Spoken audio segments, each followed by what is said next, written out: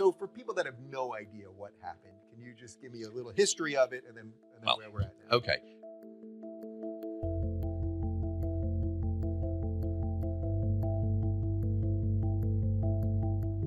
Britain's relationship with the European Union has always been, I think, a bit fraught and difficult.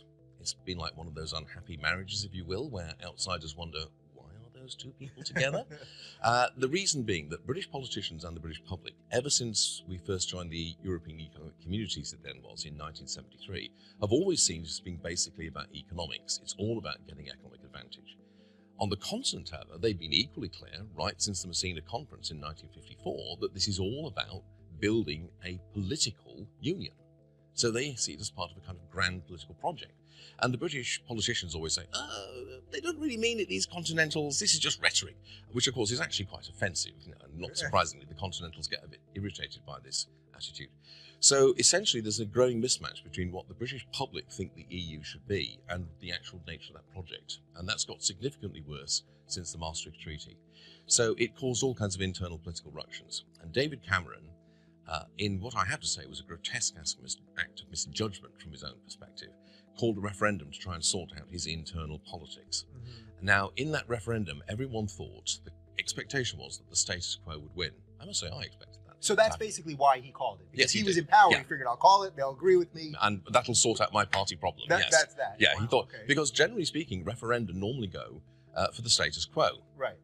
And in this case, the overwhelming majority of members of Parliament, most of the respected pundits, most economists, virtually all of the big business firms that were asked, the Bank of England, pretty much any authority figure you care to mention said, yes, you need to vote Remain.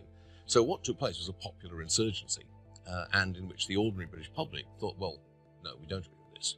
And they basically went against the advice of the bulk of the political, media, business leadership. Now, the vote that came together to vote leave, if you will, was basically a coalition of three quite distinct groups, I think.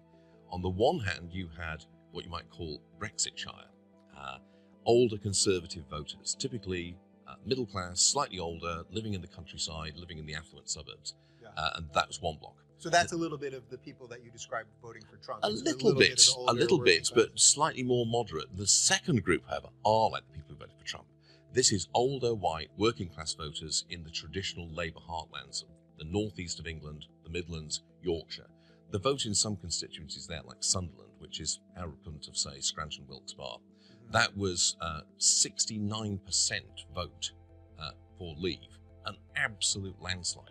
And it was that block of what you might call populist voters, working class voters, that put leave over. The third very small group, which I belong to, is what you might call radical classical liberals, who, very small group, but again, you could say we made the difference in some ways, because what we wanted was to be able to have a greater range of options for the British government by being outside the EU's controls and constraints. So it's those three blocks of people that voted for leave, basically.